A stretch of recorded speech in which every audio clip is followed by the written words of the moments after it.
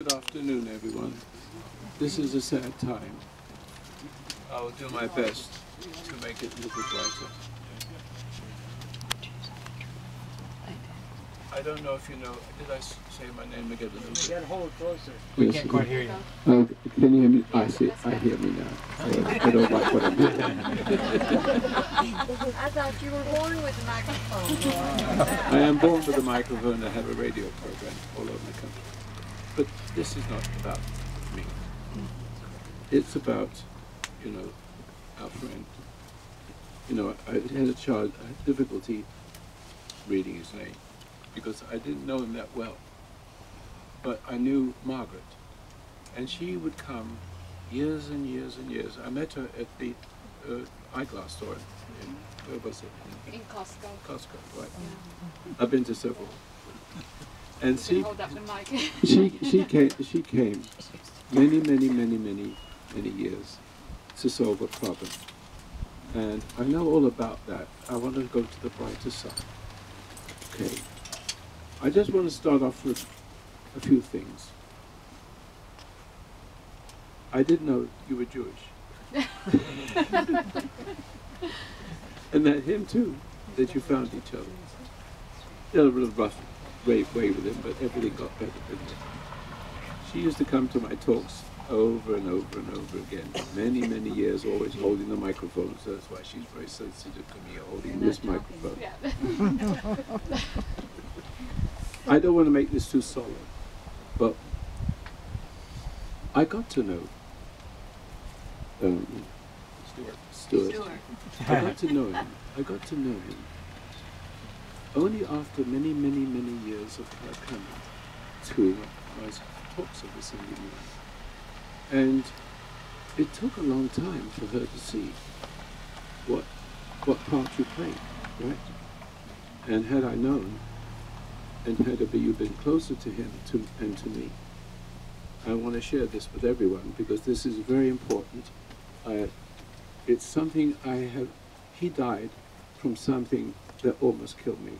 That's why I want to share this with you. I know that our friend, I'm 88 years old, so you have to forgive me about forgetting my own name. You're forgiven. And so, I suffered. I don't want you to talk about suffering. I'm coming to a point. He suffered from a heart attack that killed him. I knew what it was, and had he come to my seminars more often and got to know him more, I could help save his life. Not because I'm a magical person, and not because I'm a minister, a Jewish one at that. Oh, by the way, in the middle of this, I want you to know that I am Jewish, but something happened. One day I woke up and something said, "Oh, that's who you are." So I didn't have to change my religion to become a Christian, because he's Jewish and so was all his disciples. So I didn't have to change it. I just had a better rabbi. I just want you to know that. I really love Christianity as it should be, and I deal with it. I teach it or explain it a little different than you get when you go to church.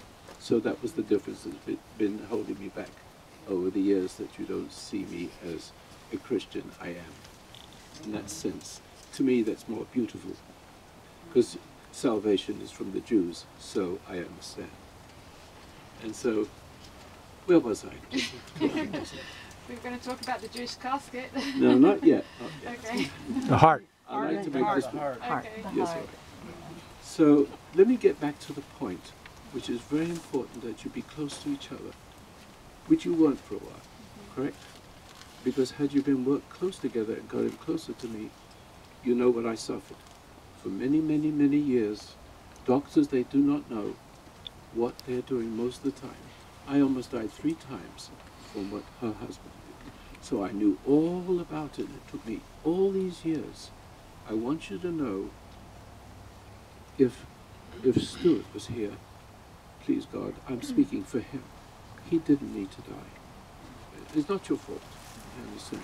I want all the men here to understand that I've been searching all my life for everything, how the mind works, you know, but not so much mine, but I've had enough suffering in problems with my body and heart troubles and things to survive just about everything.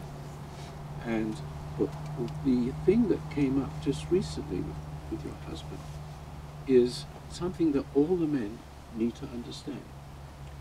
I had a doctor who gave up being a doctor because he sort of thought it was just useless. He got fed up with it. He became a friend of mine, and we would talk again lots and lots of times. And then one day he says, I'm not a doctor anymore, but we talked about heart attacks. And he says, mostly when they have a post-mortem, they find that most heart attacks are not heart attacks, but they don't know what it is.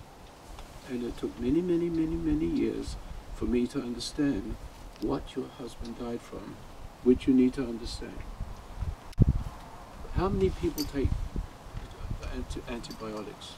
Most of you, somehow. It messes up your system. The good germs in your system, so to speak. Simple. And so you can't digest your food properly, but you don't notice it. It turns to gas. Now this is important. So I have to say it as if it disturbs you, I'm sorry. But it doesn't know how to get out. Here or if you know else. This is not a very good way of saying goodbye to my friend, but I want to save your lives. If you get those pressures, there's a name to it, splenic flexure. When you have gas in your stomach and it has no release, the way the food enters into the bowel is called the splenic flexure, and it goes right near the heart. And when you have gas, which many people have, and the wrong kind of remedies for it, which many people, most of, as I said, that Dr. Black was telling me, most people die from that and not a heart attack. It blows a hole in their heart. You understand that? And had he known that, to just take a little bit of Tums or antacids, he would be alive today. You just know little bits of information. And my business is helping people to get bits of information, not so much from medicine, because I'm not a doctor, but information because I understand the mind. And I'm 88 years old. I've saved hundreds of thousands of veterans, and they're still alive. And you can hear them calling on my radio show if you want to. I don't want to promote that. This is not a good place for that. And so I got to know Stuart. But when I was driving here, I heard him speak to the county commissioners. Oh my God, I didn't know how strong he was. I was absolutely delighted. This little Jewish boy was taking on the whole town. And so have I been, to some degree. He was a patriot. He was a patriot. And I am an American citizen. I love this country. And my radio programs are designed to help Americans wake up and not be asleep in a certain way that you need to listen sometimes. But I want to say to everybody here, in the short time your husband was exposed to me, it was the last few months, wasn't it? So let me tell you about him, so again, something can help you, again, in the psychology or the spiritual aspect of a human being. He was the sweetest, kindest man you could ever meet. And I knew that because he radiated it. He didn't have to say words. He was a gentleman. He was a scholar. And I didn't realize what a brave person he was. I am, in the sense of saying, well, you know, what's on my mother used to say, what's on my lung is on my tongue. So, you see, but that was a beautiful thing. If more of us would speak up like this, we would have a better country. So, anyway, to make a last point, and I know those people would like to come up and say something about him. Am I correct? Are there people who would like to say something? Who would like to say something first before I finish the... Please come. Where are you?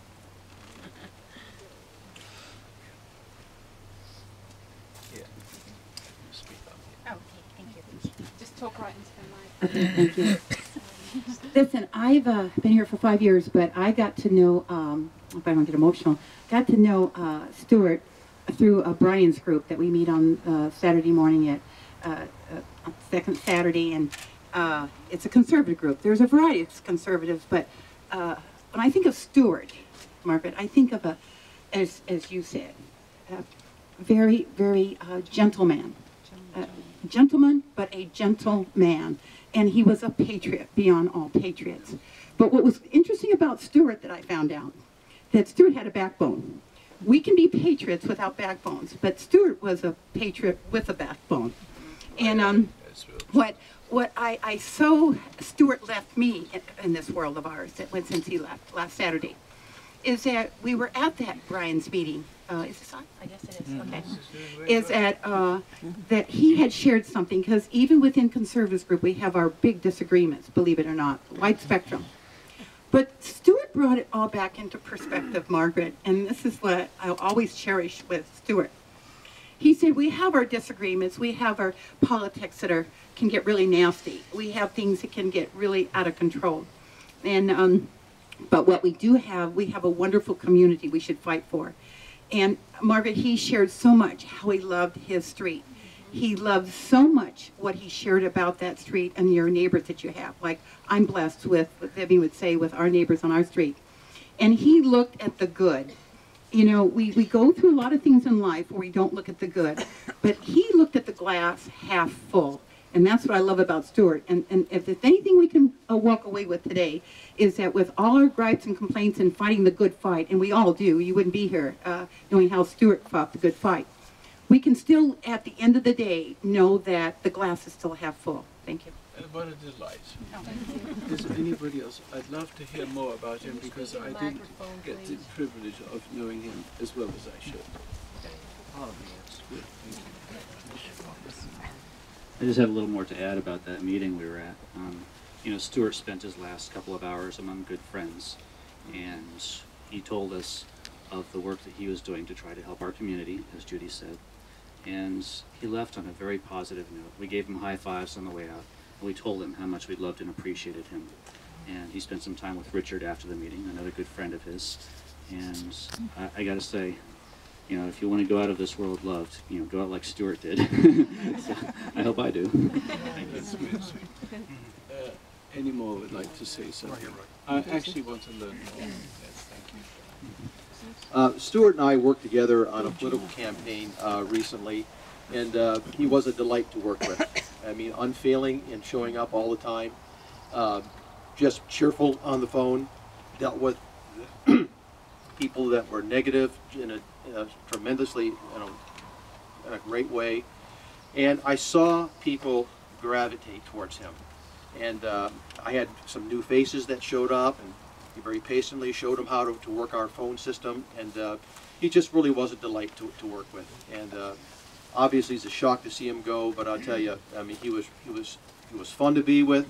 The time flew by when we worked together, and you know, in my heart, God bless Stuart. That's very kind. Thank you. Richard. Hello. Stuart and I spoke after that meeting as well. We were standing outside, and he was as close to me as you are to me at this moment. And he spoke about how he knew he had stepped into a new realm, and he didn't know where it would lead him, but he was positive that going that way was the right thing to do. When Stuart died, I realized what some of you had said, what it means to be a patriot, what it means to have courage, and what it means to speak up and let the people know that we do not care for the way they treat us. thank you. Stuart taught us much, and it is our job to carry through with this. Agreed. Great. Beautiful, thank you. You're welcome. Thank you. Any more? You happy to? Wendy. When I moved here about, I don't know, a couple of years ago, I was at the Republican headquarters in Medford to work, and there was Stuart, and that was the first time I met him. And I saw Stuart really start to like grow and become courageous, like you saw in the video, Roy. And that's the way I'm growing. And he was such a good friend. He was a very spiritual person. I could speak with him like I knew him for a very long time, and he was just a very spiritual person. And I don't think.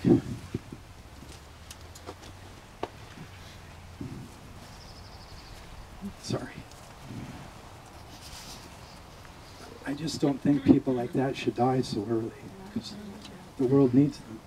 Yeah, my father died when he was 42. The world needed him too. World War I, we're veterans.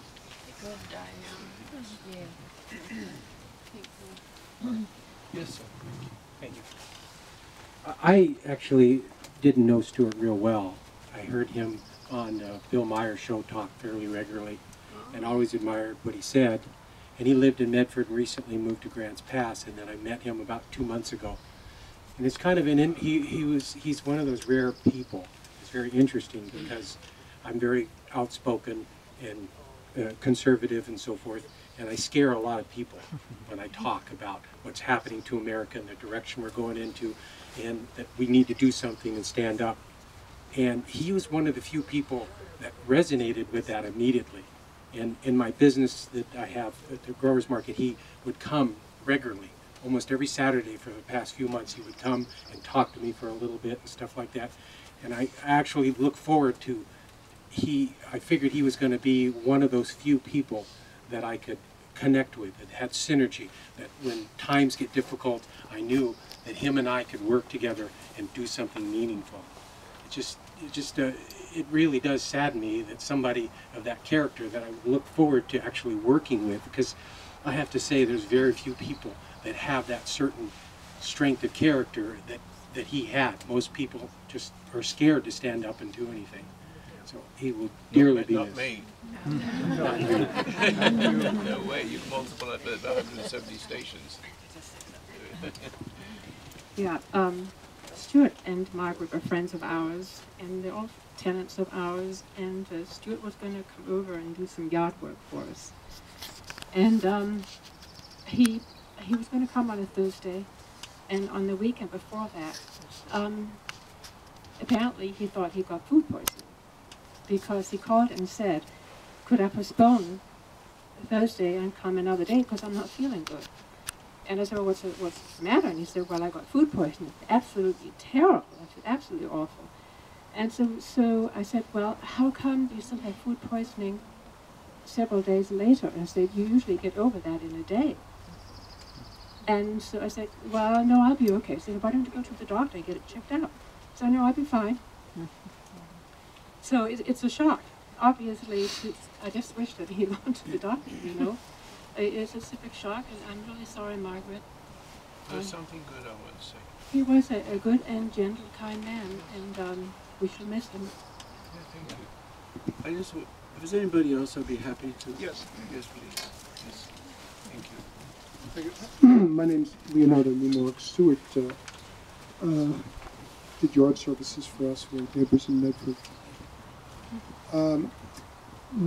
What I came up to the mic to say was, Stuart and I shared history. We're both from New York. You know? So remember that accent, because he was the first one who told me about Paisanos and Rogue River and how it was best.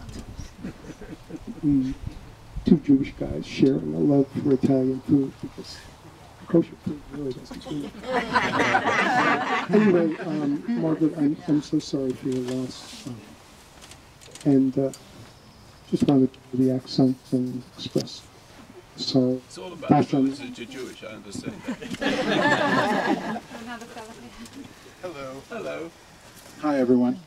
and I'm Art the Barber. Nobody knows me because I'm the guy that made Stu look good. My relationship began with Stu about 25 years ago. I had a nice little Italian restaurant in Medford, and Stu was my best customer. So me and Stu had a lot of things in common. And being that he's a good Jewish boy from New York and my family was from New York as well, we really hit it off really nicely. And so anyway, our relationship continued throughout the years, and Stu would come and see me at the barbershop. And it was always the same, it was, what's going on, and, we both get involved with political issues, especially at the barbershop. So, I always thought the greatest story was that Stu used to tell me was that when he was going to do jury duty, that he was immune from speaking his mind. So he asked the judge, if he could truly speak his mind, and he said, well, he goes, I really don't think I'm fit for jury duty because the crooks in this room is the judge and the, and the lawyers. I go, oh yeah. I go, okay. I go, all right. I go, Stu rolls like I do, okay? So anyway, Stu was really an honest person, and I think something that I have understood my whole life because I've been in a Italian, New York style Italian family, is that they speak the truth. And honesty is what we can all appreciate in all of us. He never pulled a punch. He always spoke from the heart. And if you always knew who your true friends were, these are the people that you gravitate towards. Yeah. And I've been in the public my whole life, and one of the people that I've enjoyed the most throughout the years was Stu. And consistently, Stu was there every week getting his haircut. And, it was really a nice relationship. And I've really had a hard time knowing that I'm not going to see Stu anymore. He was really a good friend of mine. And I want to say, everybody, please, this is my biggest complaint. I am so active in the public, but nobody ever thinks to call me when something like this happens. So I was really grateful that you called me, because I never know why anybody never comes back, and I never think it's the haircut I screwed up too bad. So anyway, please, I might speak for other barbers and people in the public, but it was really great that you thought to call me and let me know, because I really am glad to be here today. Thank you. Very well. Any more? Look at this. It's wonderful. Hello. No, go ahead. This is a former county commissioner from Josephine County, Sandy Castanelli. This is Roy Masters. Yeah, you know him. Here you go. Oh, well, sorry. Go ahead. I just wanted to say a little bit about Stu. I only knew him probably the last 6 or 8 months. He would come to the weekly business session, and we would talk, in the lobby while the weekly business sessions were going on. And the one thing that I learned about Stuart, other than he was very kind and sweet, very decent gentleman, was that he never let anything go. If there was something in a conversation that he didn't agree with, he would never let it go. He always spoke his mind, and he says, no, that's not right, I don't agree with that. So I just realized that one person can make a difference, and Stu made a huge difference in this community. I think he loved Josephine County more than we deserved.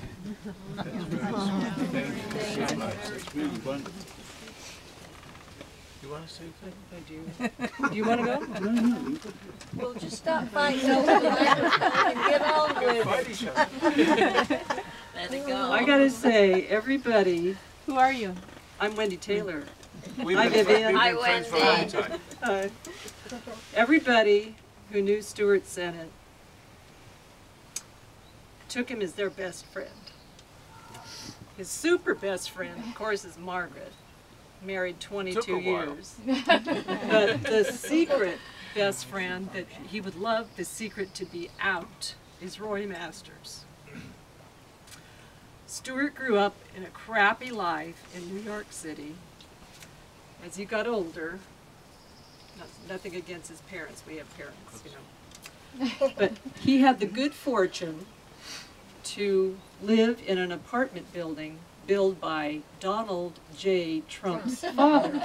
Wow. And the two Trump men used to frequently come by the apartment to make sure everything was okay.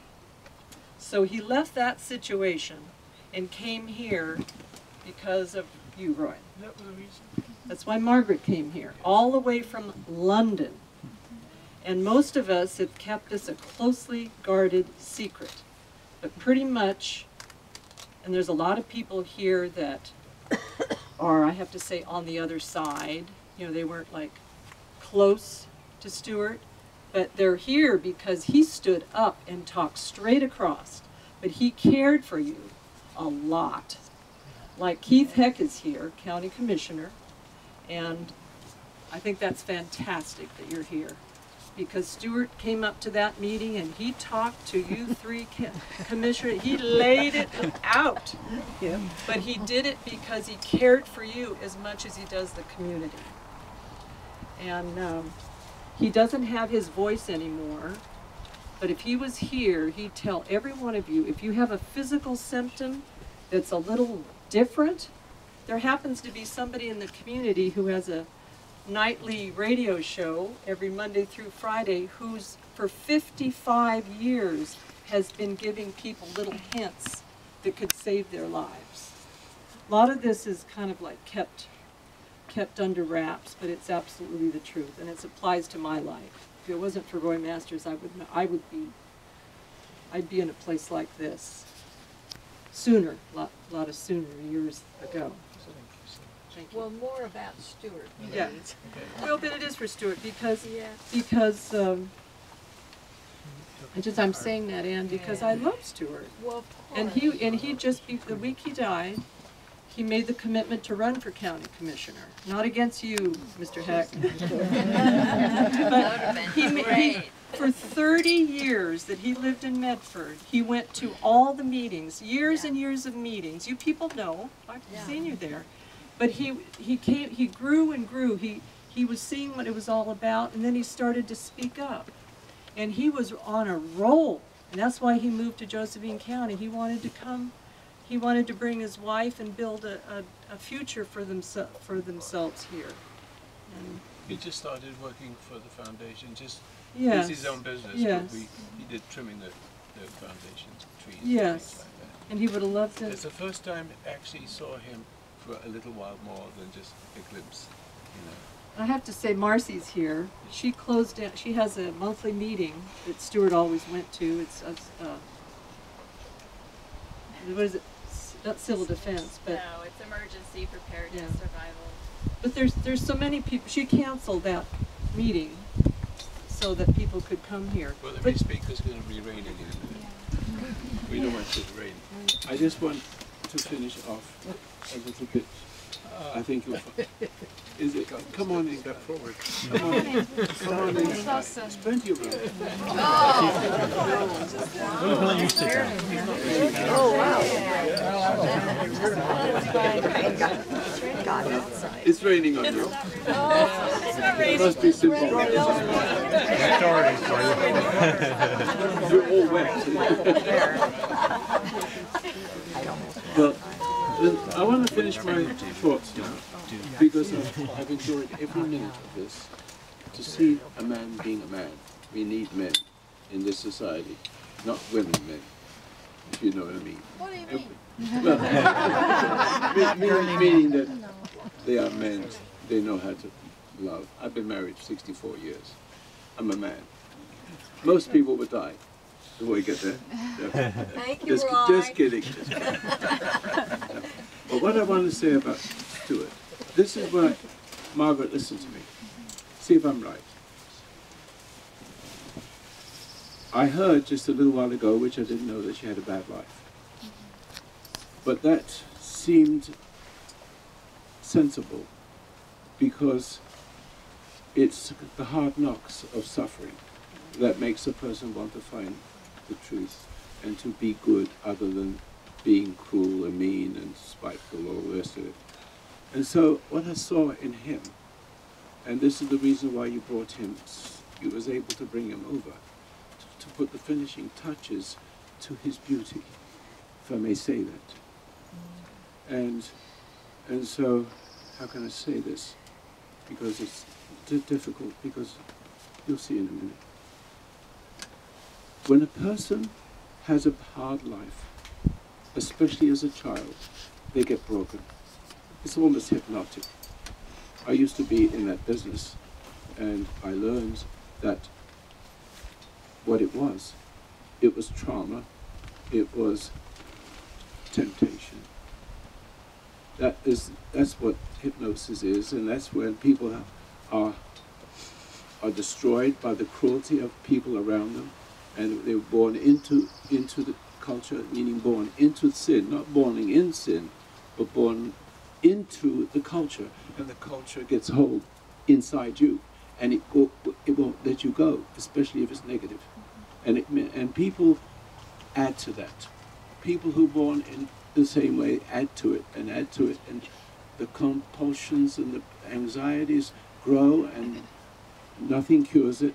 Not even medicine only makes it worse. It just makes you live longer, not dealing with the problem itself. So what I saw about him, he became, he made up his mind when he was a little boy, inside his head. He would say, I don't know that he said this, but I can guarantee you he said it in his head. And like everybody else says who've been hurt and damaged, I not want to be my dad. I don't want to be like my mom. I'm going to be the bestest man, the bestest good wife that it ever can be. But this is another problem again. You pretend to become subject to approval. And you let approval, all the good things you do, give you a sense of worth. Now, I saw him in that stage where he became the best possible person he could possibly be in his mortal frame. And so that's not good enough to go to heaven. But it is right at the edge of realizing I can't be good anymore because I'm going to get upset about this. I've got no energy left. That's the absolute point where you can't be any better. Your mortal flame can't handle it anymore. That moment, somehow, you were able to bring him over to my Sunday morning talks. And something happened to him there, didn't it? Yes. What happened was, he became spiritualized. He already was that. Everybody here knows what right from wrong. And everybody here wants to do the right thing, but sometimes it backs up in your face. And sometimes nobody listens to you and you get upset. You try harder to please them. That is the beauty to do the right thing. See? So what I'm trying to say here is about Stuart. He came, you understand why did he have such a short life? Why did he have to die? His time was up. God wanted him. So basically, that's all. But it synchronized so perfectly to come to my Sunday morning conversations. And then I spoke to him there about him, basically. And he got it. In other words, his intuition, instead of going by knowing what right and wrong is, or good and evil is, we may not know what good is, but we strive towards it anyway, don't we? We want to do it better and better and better, and damned if we do it, and damned if we don't sometimes, and we try harder. And there's an end to that. And he was right there, because that's the sort of the human aspect of it, our mortal frame. We need to do that the best we can. And something happened to him just from the little discussion I had with him. Bing, the light goes on. Now he is across the other side, pure. And that's where we always need to be. Good is not good enough. It needs to come from within you. And when you're born into the culture, and the culture gets into you. If you're born in Borneo, you'll be a cannibal.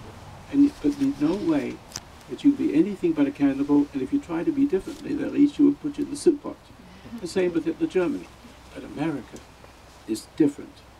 We cannot be allowed to make mistakes. We can allow to hurt our kids a little bit because we were hurt. We doing unto others what was done to us. It's through the generations, through one man's sin and death through sin spread through the human race. So the whole human race, wherever you go, have the same problems, all of us. But America is different because it has the Constitution. And the Constitution is for good people, not for good people, bad ones. I don't need the Constitution for me. I need the Constitution to stop them from hurting me and giving me my rights. And so what I'm trying to say here is what I've forgotten to say. But what we need to understand that being good is not good enough. And if you feel anxiety, you're not good enough, and you try to be gooder, and it doesn't get you well because you haven't got the power to make yourself good. God is good, Jesus is good, and you need to find the stillness within you so he comes into you and completes your journey here in your mortal body. And he did that. We don't dare die without finding that little... You understand that? She understands it. Thank you for being here. On the day that my husband died, I've had many witnesses say that he was glowing that morning. Yes. And it's no coincidence. He had finally arrived, I know it. He's there. He's there, he found it. And he was glowing for a reason. So, thank you so much. It was just the right time. It was just the